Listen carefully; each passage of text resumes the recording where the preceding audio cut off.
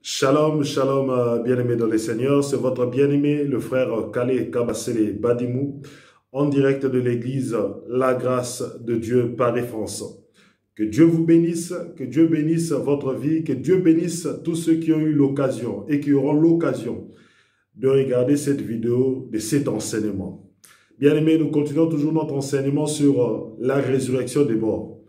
Nous avons beaucoup à dire, beaucoup de choses à préciser. C'est pour cela, bien-aimés, pour ceux qui n'ont pas encore commencé, ou bien qui sont, c'est pour la première fois qu'ils regardent cette vidéo, je vais leur demander de commencer l'enseignement depuis l'œuvre de la rédemption. Le premier enseignement sur l'œuvre de la rédemption, je pense que ça date du mois de juin, fin juin ou début juillet, si je ne me trompe pas. Mais nous sommes là afin que nous puissions expliquer encore, expliquer l'œuvre que le Seigneur Jésus-Christ a accomplie à la croix. Mais avant toute chose, nous allons recommander cet instant entre les mains de notre Père, afin que son Esprit, l'Esprit Saint, puisse nous conduire, puisse nous guider, afin que l'Esprit Saint puisse nous convaincre et que l'Esprit Saint puisse nous amener à la repentance. Prions tous au nom de notre Seigneur Jésus-Christ. Père Tout-Puissant, Père éternel, le Dieu d'Abraham, le Dieu d'Isaac, le Dieu de Jacob, le Père de notre Seigneur Jésus-Christ, nous te rendons encore grâce ce dimanche. Merci encore pour cet amour que tu nous as donné d'avoir le souffle de vie. Merci encore pour la paix et pour la bonne santé que tu nous as accordée. Père, que ton Esprit Saint puisse nous guider en cet instant de l'enseignement. Père, que ton Esprit Saint puisse glorifier le nom de Jésus-Christ. Que ton Esprit Saint puisse nous montrer l'œuvre de la croix et qu'elle puisse convaincre nos cœurs afin que nous puissions nous repentir et que nous puissions, Papa, être des enfants de Dieu, c'est-à-dire obéir à ta parole. Que ta faveur, que ta grâce puisse nous accompagner et que ta bénédiction qui vient de cet enseignement puisse nous enrichir. Car la bénédiction de l'Éternel enrichit et elle ne se fait suivre d'aucun chagrin. Béni soit ta grâce, béni soit ta faveur. Au nom de notre Seigneur Jésus-Christ, j'ai ainsi prié. Amen, amen, amen. Bien-aimés dans les Seigneurs, c'est votre bien-aimé. Nous parlons encore de la résurrection des morts. Bien-aimés, cet enseignement est très, très important. L'enseignement qui touche sur la résurrection des morts. L'enseignement qui touche sur la mort. L'enseignement qui touche sur après la mort. Bien-aimés, beaucoup de gens sur cette terre se posent la question. Ils se disent, si aujourd'hui je décède, si aujourd'hui je meurs, où ira mon âme? Quelle que soit la religion qui se trouve dans le monde, la religion, eux, ils ont pour but de vous donner une réponse sur ce qui concerne votre âme après la mort. Où va l'âme? Que devient l'âme? Qu'est-ce que fait l'âme après la mort? Prenons Ecclésiaste, chapitre 3, à partir du verset 11 jusqu'au verset 12. Ecclésiaste, chapitre 3, à partir du verset 11 jusqu'à 12. Ecclésiaste chapitre 3, à partir du verset 11 jusqu'à 12. Je lis au nom de notre Seigneur Jésus-Christ. Il fait toutes choses belles en son temps. Même, il a mis dans leur cœur la pensée de l'éternité.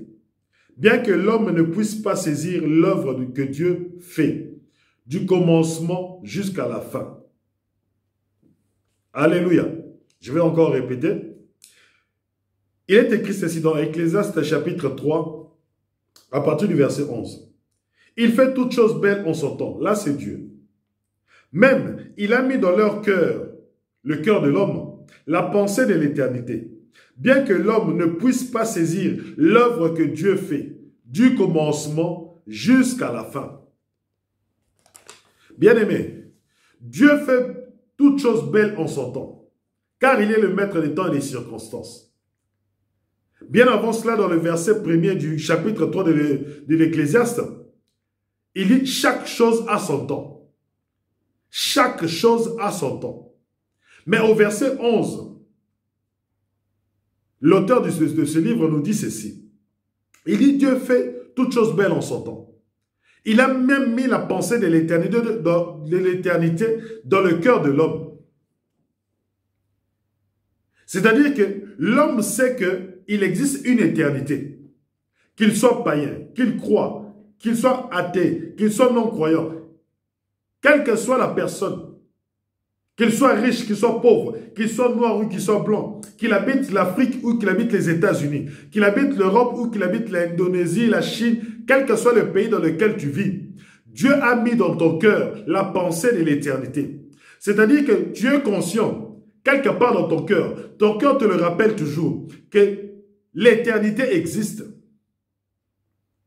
Mais maintenant, comme ton cœur te rappelle, parce que c'est une pensée que Dieu met dans le cœur de l'homme. C'est-à-dire que dès que l'homme naît avec cette pensée. Il grandit avec cette pensée. Et même lorsqu'il arrive au niveau de la fin de sa vie, l'homme a toujours cette pensée de l'éternité. Que deviendra mon âme après la mort? L'être humain sait qu'après la mort, mon corps deviendra poussière. Ça, c'est scientifiquement prouvé. Mon corps va se détériorer. Mon corps va être détruit. Je redeviendrai poussière. C'est pour cela que vous voyez que lorsqu'on incinère les corps humains, ils redeviennent poussière. Alléluia. Maintenant la question, que devient l'âme? Que devient l'âme? C'est pour cela, bien aimé, la résurrection des morts est quelque chose de fondamental. Parce que quand tu connais ce qui se passe après la mort, tu commenceras à te préparer dans ta vie de chaque jour. Tu prépareras ta vie en fonction de ce que ton âme sera demain, en fonction de l'éternité, et non en fonction d'un temps restreint de ta vie sur cette terre. Alléluia. Il faut bien saisir ce que je dis. Toute personne, tout être humain, doit saisir que l'éternité existe. Donc, celui qui comprend, celui qui a la connaissance, celui qui est révélé de ce qui se passe après la mort, va se préparer en conséquence lorsqu'il est en vie. Gloire à Dieu.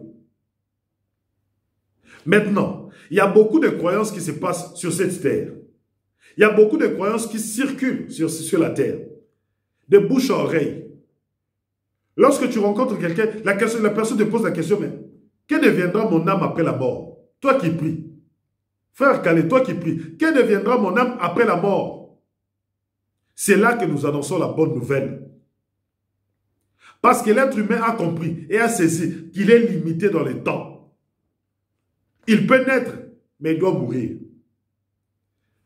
Bien-aimé, le chemin est clair, le chemin est balisé, le chemin n'est pas compliqué. Lorsqu'il y a un enfant qui naît, il y aura aussi un jour qu'il mourra. Mais maintenant, comme l'homme ne saisit pas l'œuvre de Dieu du commencement jusqu'à la fin, Dieu a envoyé son Fils afin qu'il nous explique son œuvre. Afin qu'il nous explique de ta naissance jusqu'à la mort et ce que tu deviendras. Le Seigneur Jésus-Christ nous a expliqué tout cela. Mais comme il y a des croyances, il y a d'autres qui croient aux ancêtres, il y a d'autres qui croient en ceci, qui croient en cela, nous essaierons un peu de tamiser, nous essaierons un peu d'analyser les différentes croyances en fonction de la parole de Dieu, en fonction de la Bible, en fonction de la parole écrite, en fonction des Écritures. Le premier cas, la première analyse que nous allons faire, ça concerne le purgatoire. Il y a une religion spécifiquement qui parle du purgatoire. Il y a aussi une spiritualité africaine qui parle du purgatoire. Il y a aussi une spiritualité gréco-romaine qui parle du purgatoire. Mais qu'en est-il du purgatoire réellement? Lorsque nous regardons la définition du purgatoire, le purgatoire est un endroit, après la mort, où l'âme est en train d'être purifiée, où l'âme est en train de passer une épreuve, où l'âme est en train d'être sanctifiée, selon la définition du purgatoire. C'est un état dans lequel l'âme est en train de passer des épreuves, et ceux qui sont vivants sont en train de prier, d'intercéder, afin que Dieu soutienne cette âme durant cette épreuve. Voilà ce qu'est le purgatoire. Mais est-ce que lorsque le Seigneur Jésus-Christ est venu, lorsque les apôtres ont commencé à parler de la résurrection des morts, est-ce que les apôtres ont-ils parlé du purgatoire? Est-ce que dans la Bible, y a-t-il un mot qui dit purgatoire? Nous avons cherché de la Genèse jusqu'à l'Apocalypse. Bien aimé, dans la Bible, il n'y a pas de mot purgatoire. Il n'y a pas de mot purgatoire et il n'y a personne qui parle du purgatoire. Ni le Seigneur Jésus-Christ, ni les apôtres. Mais qu'est-ce qui se passe en réalité? Ça, c'est une doctrine des démons. Ça, c'est une doctrine qui ne vient pas de Dieu. Pourquoi? Parce que le purgatoire a pour but de sanctifier. Le purgatoire a pour but de purifier. Or, mais qu'est-ce que nous dit la parole? Qu'est-ce que nous dit la parole de Dieu? Prenons 1 Corinthiens chapitre 15. Parce que c'est un chapitre consacré à la résurrection des morts. 1 Corinthiens chapitre 15. Prenons 1 Corinthiens chapitre 15, à partir du verset 3 jusqu'au verset 5.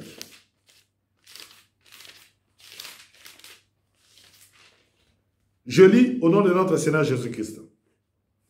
Je vous ai enseigné avant tout, comme je l'ai aussi reçu, que Christ est mort pour nos péchés, selon les Écritures, qu'il a été enseveli, et qu'il est ressuscité le troisième jour, selon les Écritures, et qu'il est apparu à ses faces, puis aux 12. Alléluia. Christ est mort pour nos péchés. Christ est la victime expiatoire de nos péchés. C'est Christ qui nous sanctifie. C'est Christ qui nous purifie de tous nos péchés. La purification des péchés, la sanctification de l'être humain, la sanctification de l'âme ne se passe pas dans le purgatoire. La purification des péchés, c'est-à-dire que ôter les péchés de la vie humaine ne se passe pas dans le purgatoire, comme une certaine religion est en train de dire. Alléluia. La purification des péchés, c'est lorsque tu acceptes le Seigneur Jésus-Christ comme ton Seigneur, comme ton Sauveur.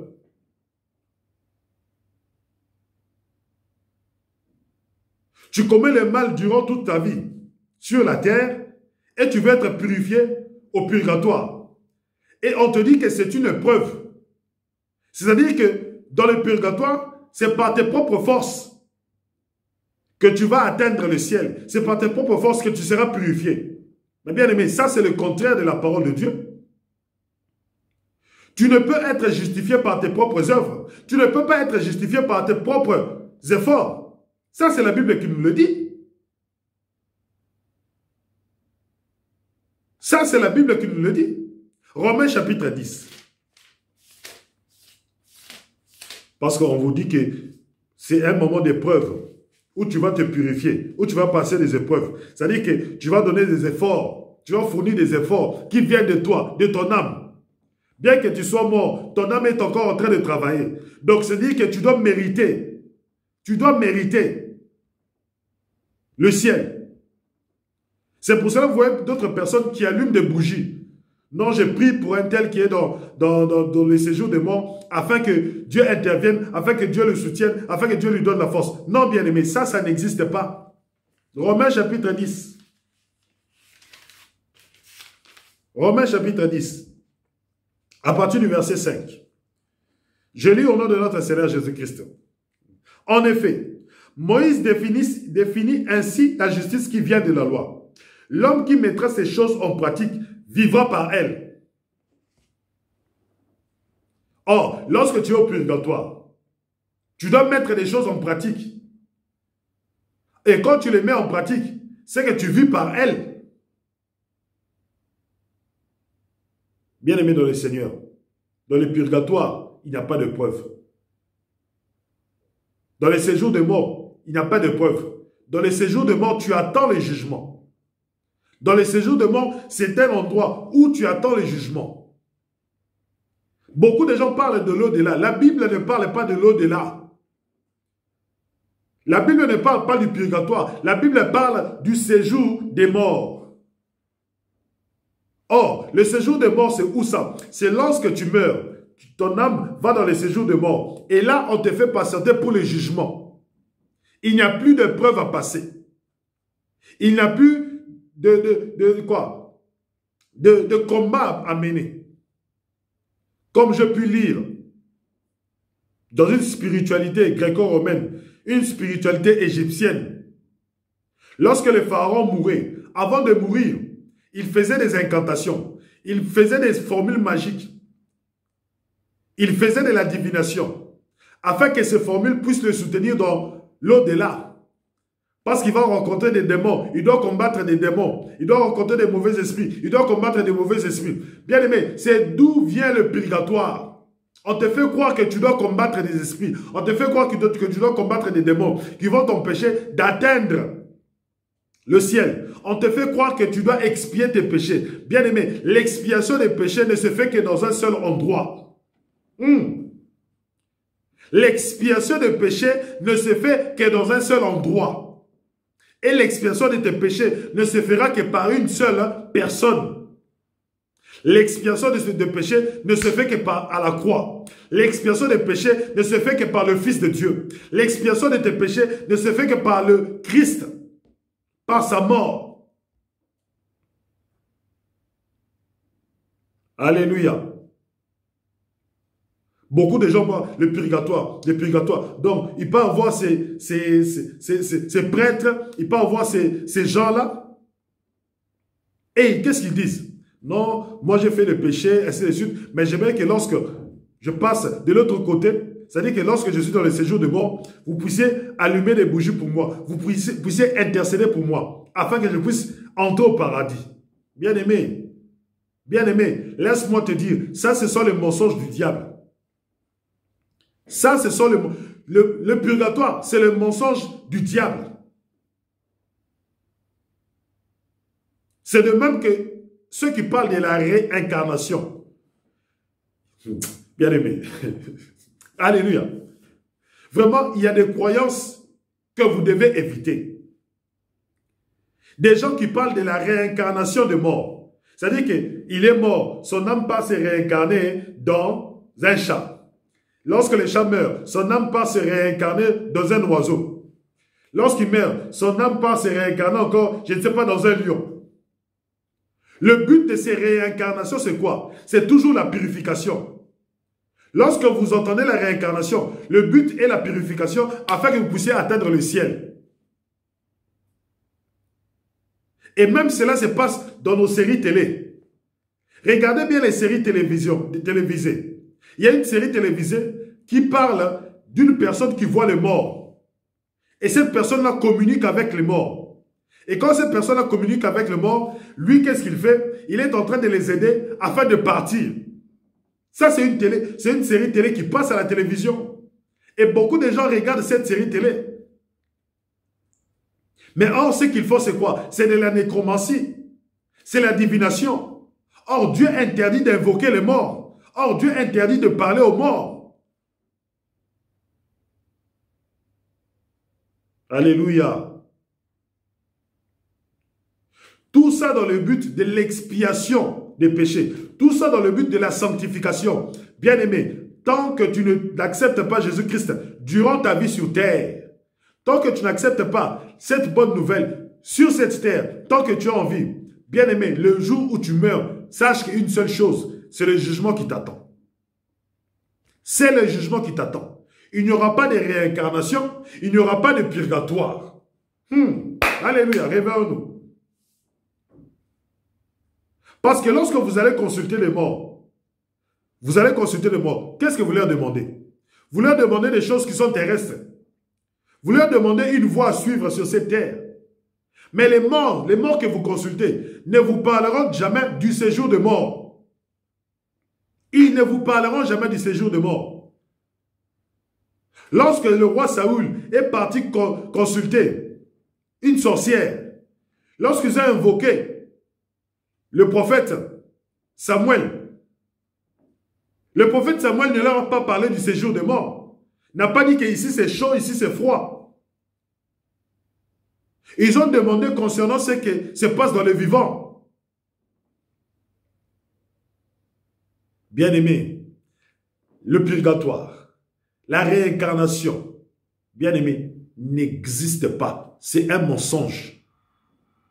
Là, c'est une façon du diable de vous séduire. C'est une façon du diable de vous dire, faites le péché. Faites tout ce que vous voulez sur la terre. Vous êtes libre. Mais lorsque vous allez mourir, sachez une chose, que vous allez vous réincarner plusieurs fois afin d'être sanctifiés et vous irez au ciel. Oh, quel mensonge! Quel mensonge! Et beaucoup de gens y croient. Beaucoup de gens y croient. Et ils disent, je peux fumer, je peux vendre de la drogue, je peux tuer, je peux me prostituer, je peux faire tout ce que je veux dans ma vie. Mais lorsque je vais mourir, moi je crois que je vais me réincarner plusieurs fois pour retourner au ciel. Ça, c'est des aventures, bien-aimés. Ça, c'est du mensonge. C'est des aventures, c'est du mensonge.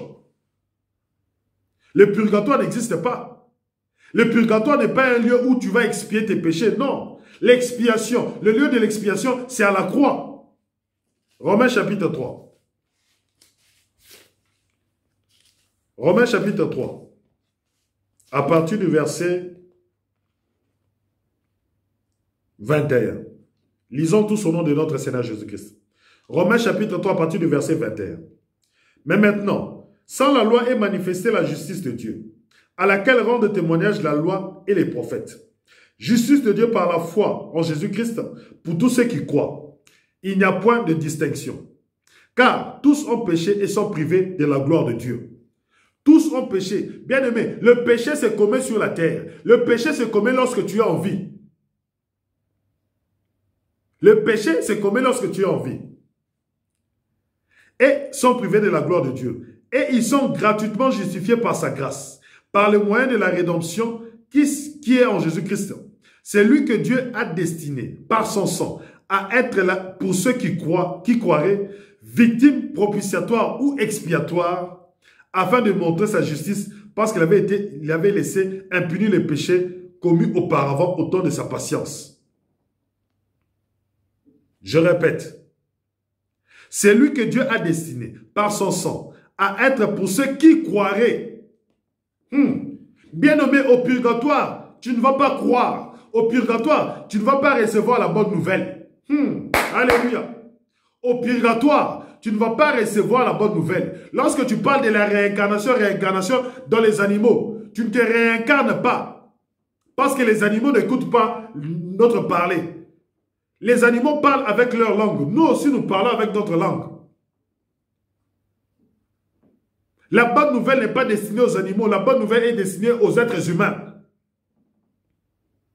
Et toi, tu nous parles de réincarnation. Toi, tu nous parles de réincarnation. Toi, tu nous parles de purgatoire. Est-ce que dans le purgatoire, il y aura la bonne nouvelle? Qui va t'annoncer la bonne nouvelle là-bas? Qui va t'annoncer la bonne nouvelle dans le purgatoire?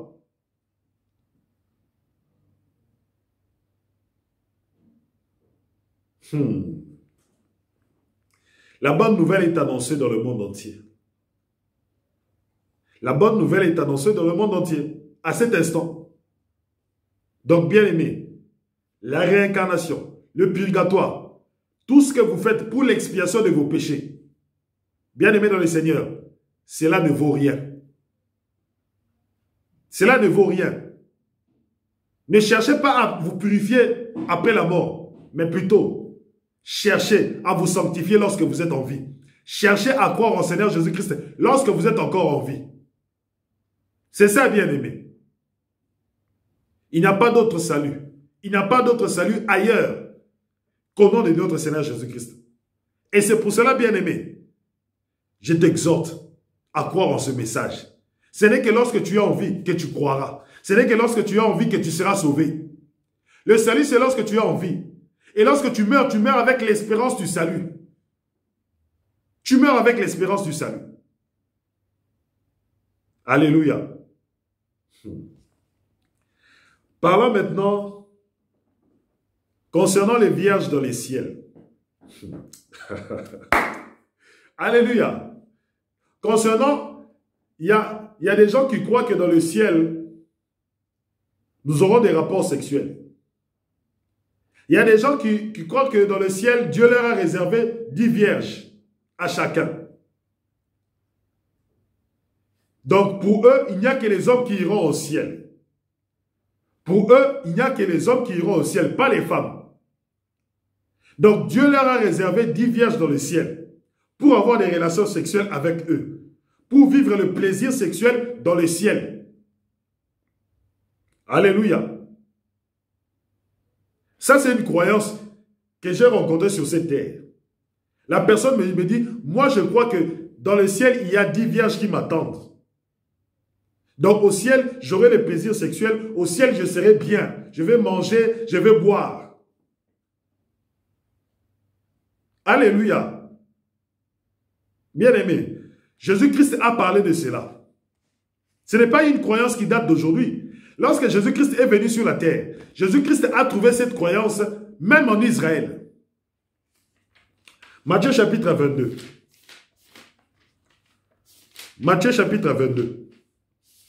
À partir du verset 23 jusqu'au verset 33. Matthieu chapitre 22, à partir du verset 23 jusqu'au verset 33. Écoutez très bien.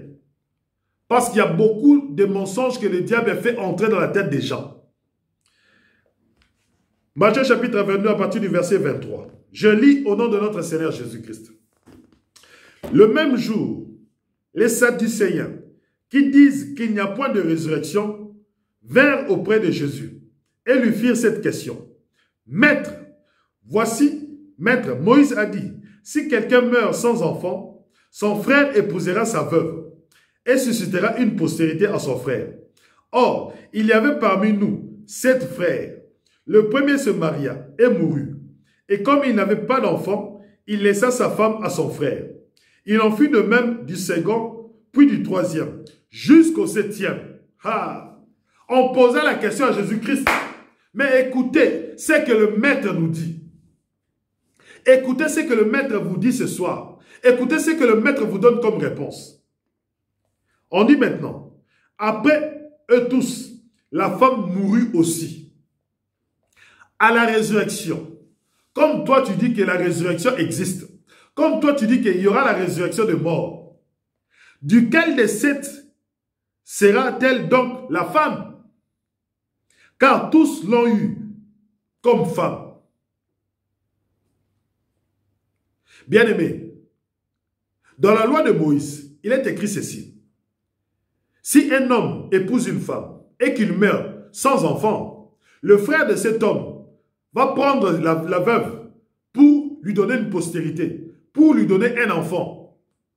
Là, c'est la loi de Moïse. Là, c'est la loi de Dieu. Que Israël devait pratiquer. Là, on a tous compris. Mais maintenant, il y a une question qui a été posée. Il y a quelque chose qui s'est passé en Israël. Il y avait un homme qui avait une femme. Et l'homme meurt, l'homme mourut. La femme n'avait pas de postérité. Son frère prend sa femme. Et l'homme aussi meurt. La femme n'a pas toujours de postérité. Le 3e, le 4e, le 5e, le 6e et le 7e. Tous les hommes meurent et la femme reste sans postérité. Après quelques temps, la femme aussi meurt.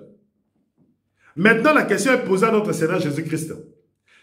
Lors de la résurrection, de qui sera la femme? De qui sera? La femme sera à qui? Puisque eux tous les 7 hommes ont eu pour mari, ont eu pour femme cette femme. Écoutez la réponse.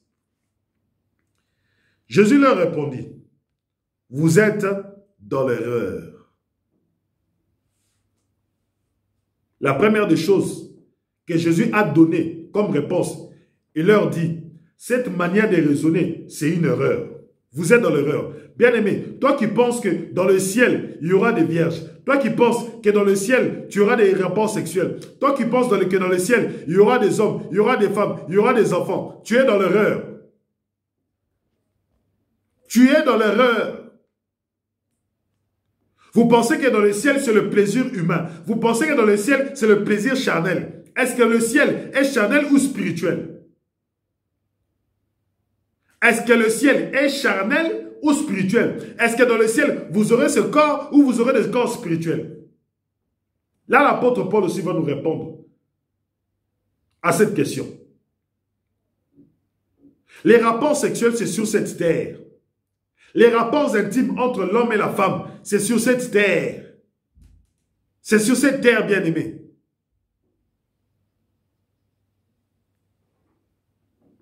C'est sur cette terre. Merci Saint-Esprit. Les rapports intimes entre l'homme et la femme, c'est sur cette terre. Il n'y aura pas de rapports intimes dans le ciel. Non, zéro, nada. Il n'y aura pas de rapports intimes au ciel. Écoutons maintenant. Toi, qui crois en ces croyances-là, tu es dans l'erreur. Jésus leur répondit, vous êtes dans l'erreur, parce que vous ne comprenez ni les Écritures, ni la puissance de Dieu. C'est-à-dire que lorsqu'ils lisaient Moïse, ils ne comprenaient pas Moïse. Eux, ils croyaient que, oui, Moïse, lorsqu'il dit ça, c'est pour nous faire plaisir. Mais Moïse, lorsqu'il dit ça, c'est pour faire plaisir aux êtres humains. C'est pour que les êtres humains aient des rapports sexuels. Alléluia. Vous ne comprenez ni Moïse, ni les Écritures, et vous ne comprenez pas la puissance de Dieu.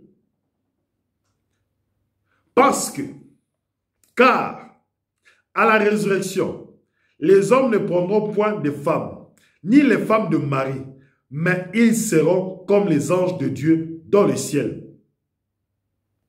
Pour ce qui est de la résurrection des morts, n'avez-vous pas lu ce que Dieu vous a dit? Je suis le Dieu d'Abraham, le Dieu d'Isaac, le Dieu de Jacob. Dieu n'est pas Dieu des morts, mais des vivants. La foule qui écoutait furent frappés de l'enseignement de Jésus.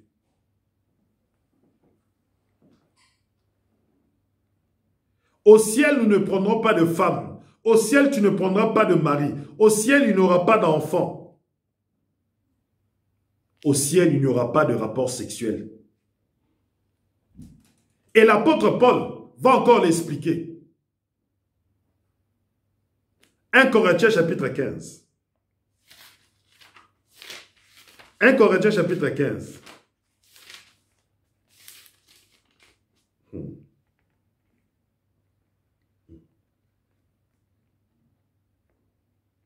1 Corinthiens chapitre 15. À partir du verset... Attendez, je vais regarder. Oui, chapitre 15.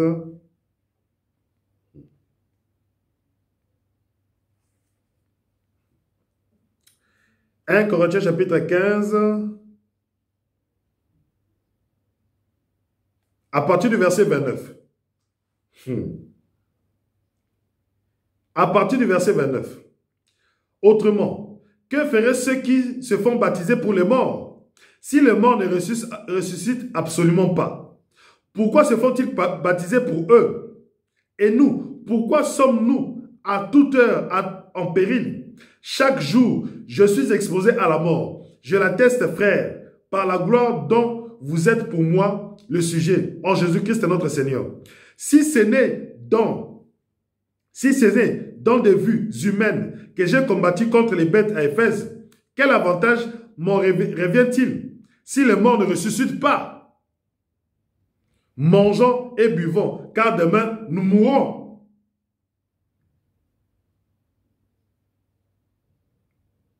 L'apôtre Paul le dit. Si c'est pour des plaisirs sexuels, si c'est pour les plaisirs de ce monde, si c'est pour des plaisirs charnels, que vous voulez entrer dans le ciel, bien aimé, ça ne sert à rien. Mangeons, buvons et mourrons. Point barre. Ça ne sert à rien. Mais si nous nous battons, si nous persévérons, si nous souffrons pour entrer au ciel, maintenant écoutez le pourquoi. Dans le verset 33, ne vous y trompez pas. Les mauvaises compagnies corrompent les bonnes mœurs. Revenez à vous-même, comme il est convenable, et ne péchez plus. Car quelques-uns ne connaissent pas Dieu, je le dis à votre honte. Mais quelqu'un dira, comment les morts ressuscitent-ils? Et avec quel corps viennent-ils? La question est posée. Vous me posez maintenant la question, frère Calais. Maintenant, lors de la résurrection des morts, comment est-ce que les morts ressuscitent? Avec quel corps? Puisque Lazare a ressuscité, nous l'avons vu Lazare. Lazare a ressuscité avec le même corps. Lazare n'a pas changé de corps. Lazare a été ressuscité avec le même corps. Je dis amen à ça. Mais maintenant, lors de la véritable résurrection des morts, avec quel corps les êtres humains vont-ils ressusciter? Maintenant, écoutez. L'apôtre Paul dit ceci. Il commence par dire, insensé que vous êtes. Vous êtes rempli de cupidité. Vous êtes rempli de, comment ça veut dire, de fornication. Vous êtes rempli d'impudicité. Tout ce qui vous motive lorsque vous posez cette question, c'est les relations sexuelles, c'est les plaisirs charnels, c'est les envies de ce corps. C'est pour cela que l'apôtre Paul vous dit que vous êtes des insensés. Lorsque vous croyez que 10 vierges vous attendent au ciel, là c'est pour les hommes, mais pour les femmes, je ne sais pas ce qui les attendent au ciel. Si 10 vierges t'attendent au ciel, je dis bien, si 10 vierges t'attendent au ciel, et la femme que tu as sur cette terre, qu'est-ce qu'elle deviendra dans le ciel? Tu vas la délaisser?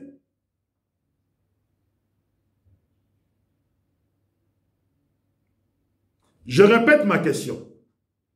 Si 10 vierges t'attendent au ciel, maintenant la femme, les enfants que tu as ici sur cette terre, puisque lors de la résurrection, selon ta croyance, ta femme ressuscitera et tes enfants aussi ressusciteront. Toi-même tu ressusciteras. Donc vous allez former une famille dans les ciels.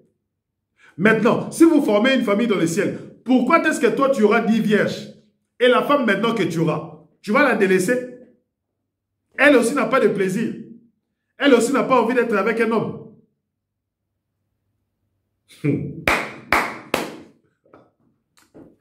Alléluia. Alléluia. C'est pour cela que l'apôtre Paul vous dit, vous êtes des insensés, vous qui croyez ça. Vous êtes des insensés, vous qui suivez cette croyance.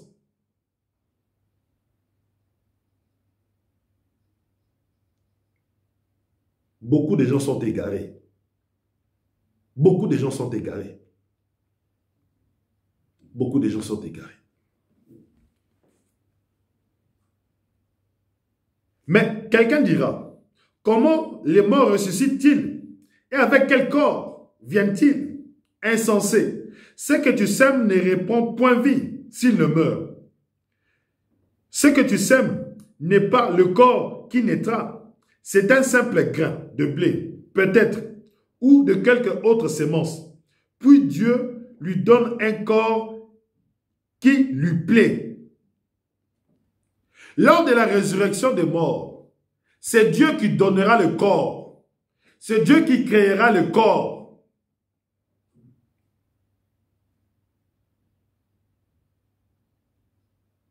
Mais maintenant, toi, tu penses que lorsque tu ressusciteras de mort, toi qui es poussière, tu redeviendras avec cette peau? Tu redeviendras avec ce corps? C'est Dieu qui détermine le corps qui doit revenir. Quand tu meurs, quand tu redeviens poussière, c'est comme une semence. Et pour que tu reprennes vie, il faut qu'on puisse te donner un corps. Et c'est Dieu qui te donne ce corps-là. Nous continuons.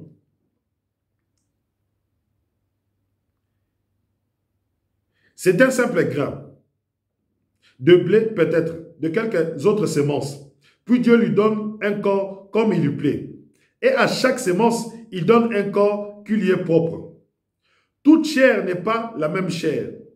Mais autre est la chair des hommes, autre celle de quadrupèdes, autre celle des oiseaux, autre celle des poissons.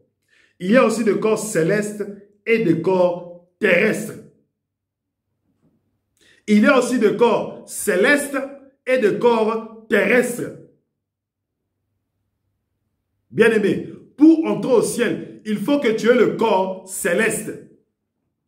Or, le Seigneur Jésus-Christ dit ceci. Dans Matthieu chapitre 22, le Seigneur Jésus-Christ nous donne la précision.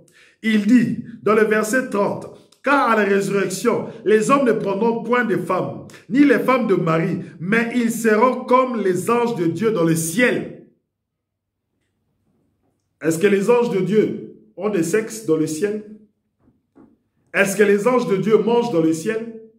Est-ce que les anges de Dieu boivent dans le ciel? Est-ce que les anges de Dieu font la fête dans le ciel?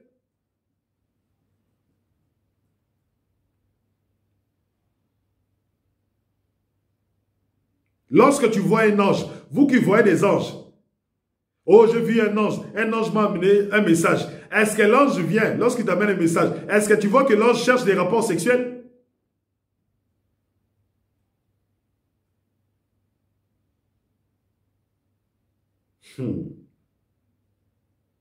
Beaucoup de gens périssent faute de connaissance. Et le Seigneur Jésus-Christ a dit, vous connaîtrez la vérité vous affranchira. Tel soit le corps terrestre, tel soit le corps céleste. Lorsque nous ressusciterons de mort, nous revêtirons le corps céleste, non le corps terrestre.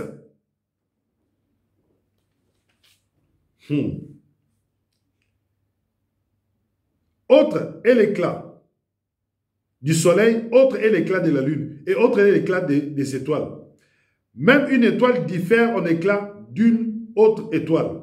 Ainsi, en est-il de la résurrection de mort. Le corps est semé corruptible, il ressuscite incorruptible. Il est semé méprisable, il ressuscite glorieux. Il est semé infirme, il ressuscite plein de force. Il est semé corps animal, il ressuscite corps spirituel. S'il y a un corps animal, il y a aussi un corps spirituel. C'est pourquoi il est écrit, le premier homme, Adam, devint une âme vivante. Le dernier Adam est devenu un esprit vivifiant. Mais ce qui est spirituel n'est pas le premier, c'est ce qui est animal. Ce qui est spirituel vient ensuite.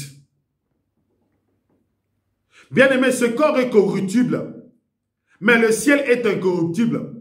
Ce corps est méprisable, mais le ciel est parfait.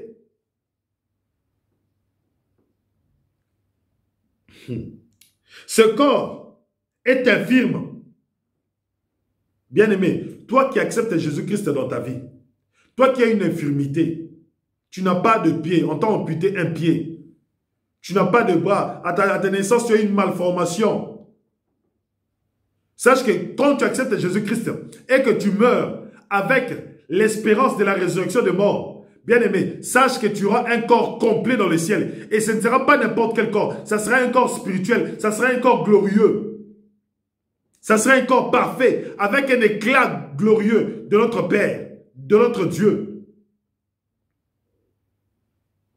Écoutez. Il est semé infirme, il ressuscite plein de force. Il ressuscite avec une puissance, il ressuscite avec plein de force. Oh, gloire à Dieu. La résurrection de mort. Bien-aimé, c'est pour cela, bien-aimé, l'apôtre Paul dit, si vous ne croyez pas à la résurrection de mort, votre foi est vaine. Parce que c'est cela que nous devons nous battre durant toute notre vie sur cette terre. C'est pour le but de la résurrection de la mort. Ce n'est pas pour les choses terrestres. Ce n'est pas pour les choses matérielles que nous devons nous battre. Mais c'est pour les choses spirituelles. C'est pour la résurrection de mort. Oh, gloire à Dieu. Attendez, je cherche ce verset.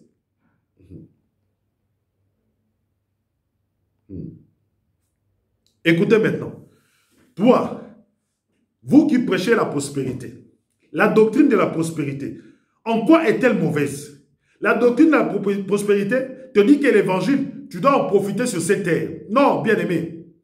L'évangile que tu dois vivre sur cette terre, c'est ça qui te préparera au salut. C'est ça qui te préparera, quoi? À la résurrection de mort.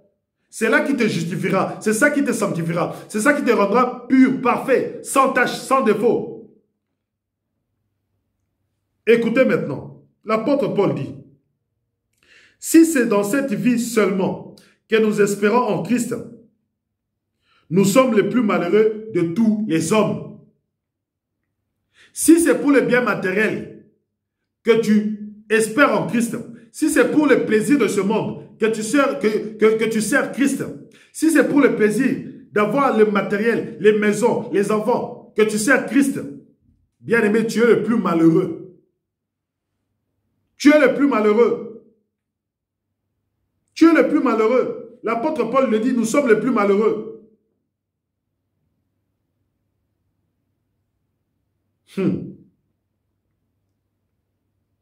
Bien-aimé, répands-toi, toi qui crois en ces choses.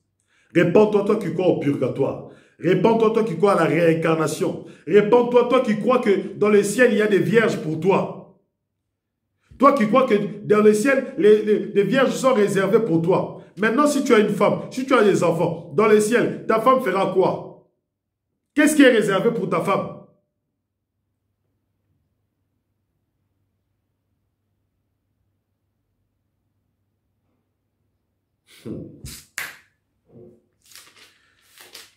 Hébreux chapitre 9,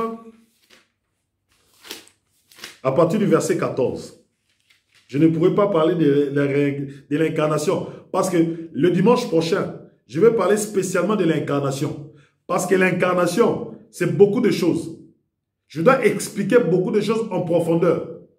Vraiment, vraiment en profondeur. Mais le purgatoire, la réincarnation et les vierges dans le ciel, ça j'explique ça parce que ce n'est pas compliqué à expliquer.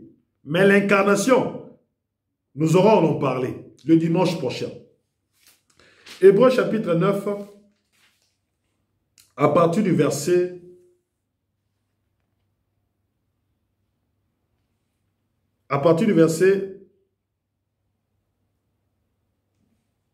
14. À partir du verset 14, il dit ceci.